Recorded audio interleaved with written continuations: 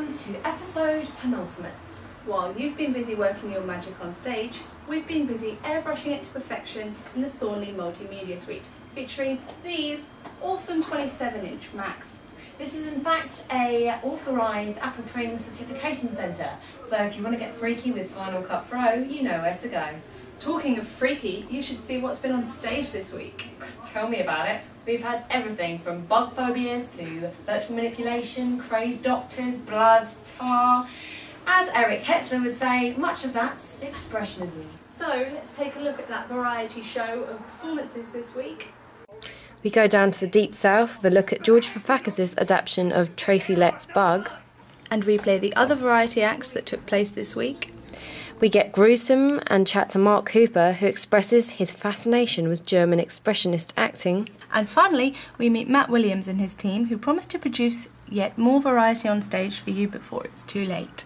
Spellbound, eat your heart out. Exeter's Got Talent. And it isn't over yet. Just one more week and then I'll finally get my Sundays back and can go to the gym. Yay! Well, after this week's rehearsals, I reckon I've made up for a turn's worth of workout. Right, we'll just hit the Safari button on the Mac and have a cheeky bit of Facebook. I'll leave you with some tea-free banter. Whee!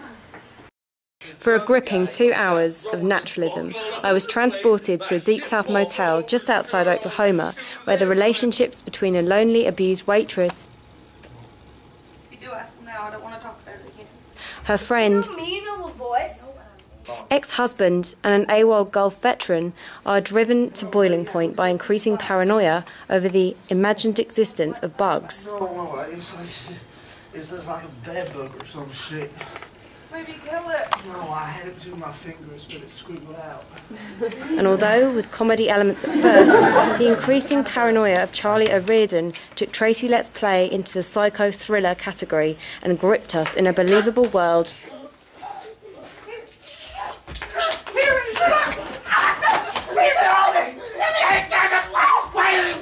turned upside down with government conspiracy. Like a virus that will get to everybody.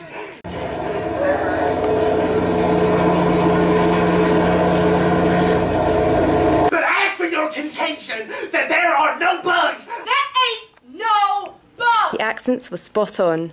There ain't no bugs in the microscope, in your skin, under your skin, in the room! The play's answer to Marlon Brando was the waitress's abusive ex-husband, played by Tom Chapman. I didn't know better. I think you weren't pleased to see me. You know better than to mention his name to me. Some highly commendable performances. I was utterly entranced with the 40 minutes of Callum Elliott Archer and Harry Bailey's physical theatre piece, which was so varied and explorative that there was no wonder they chose not to leave it under a single title. A performer sat at a laptop before the stage, using paint to create artistic scenes and items which were projected as the backdrop and dictated the physical action of performers on stage.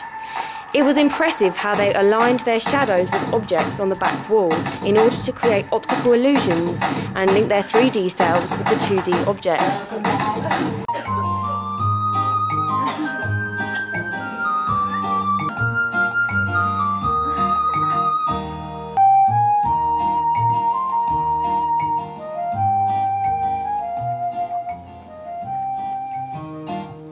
The imaginations ran wild. They even took a trip to Shakeaway.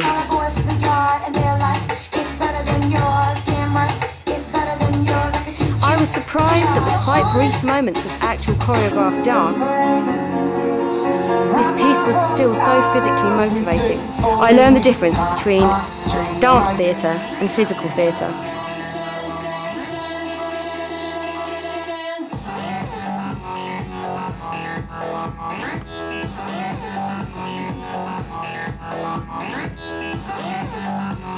The team proved that multimedia on stage can provide an aesthetic spectacle without the need of dialogue. Well, I guess a picture definitely paints 1,000 words.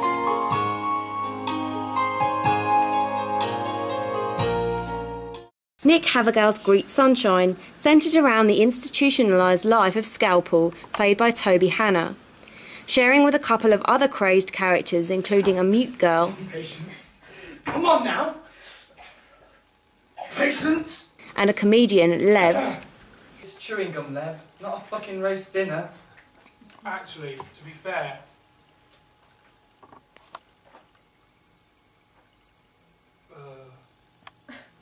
stale. And with a sad visit, I did not come here to be patronised. Miss Bag was reduced quite considerably. which gave him his real mother's ashes. Open it. It's like you don't care who this is. I'll go in a second. Do you care who this is? Yes! I'm sorry, love. Really, I am. But I couldn't have been the one to scatter them. Then the strange visit from the insane barbaric doctor. The veins and the arteries and the gore. I tell you, nothing is better than snapping open a 19-year-old ribcage and feeling his heart throb between your fingers. That's enough. Will the miserable and unsatisfied scalpel ever find the light at the end of the tunnel? Do you understand me? Hurry to the mouth of the sea and here I am now. This student-written one-act black comedy contained the effective pause of a Beckett play and was craftily staged by Aggie Holland and Kate Wallace. Rose Mason to Joe Wrestler at the Little Italian Restaurant. Why won't you just say it? Well, I like the name Ian. No. Why not? Well, Ian's a bit of a weird name. I like Ian. What's wrong with Ian? Well, not for a band. It's a very nice name for a man, but... Well, what would you call it then? Lightning rods. With a Z at the end. Let's be off.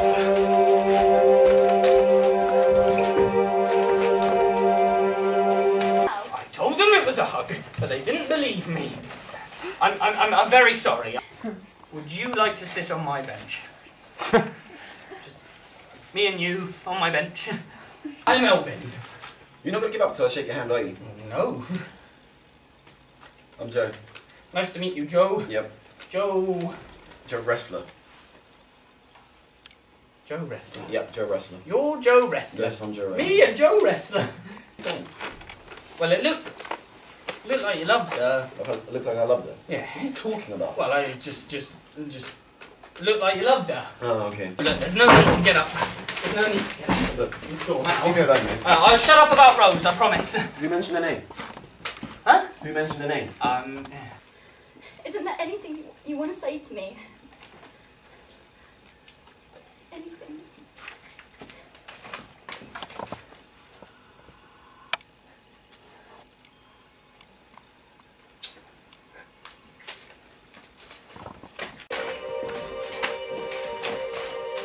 Go.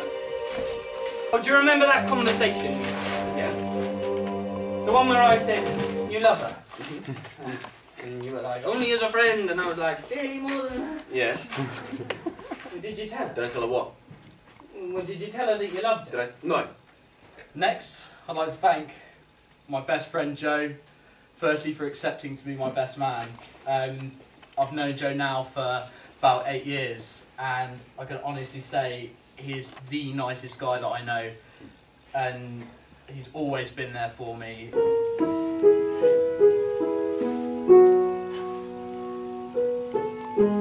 Why didn't you say anything? What do you want me to say? Anything. I need to know. You're happy. Who? Yes, you're happy. Not as happy as I would have been. I couldn't do it to Will unless I knew. You got to say some names. I needed to be sure. I was going to throw everything away for you. It's too late now. I don't think I can see you for a while then.